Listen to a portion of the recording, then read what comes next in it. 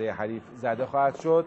مجتبی جباری فرصت به روی دروازه یه ضربه یه موقعیت و توی دروازه حساب کار 1-1 مساوی میشه با ضربه سر جواد نکونام، کاپیتان پر افتخار تیم ملی فوتبال کشورمون.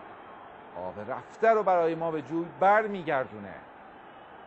گل دقیقه 29 سعد الحرسی دیرهنگام اما بالاخره جواب پیدا میکنه. علی دایی بازیکنان خودش رو مورد تشویق قرار میده و خوشحال از اینکه تیم ما از یک شکست در ریاض رها شده. البته تا به این لحظه یک بار دیگه ببینیم مجتبی جباری ضربه کرنر رو فرستاد به روی دروازه. این ضربه سر اول از مسعود شجاعی و ضربه تمام کننده از جواد نکونام در جایی که هیچ کس مراقب نبود. یک جایگیری مناسب در حالی که آفساید هم کاملا پر شده بود و حساب کار 1-1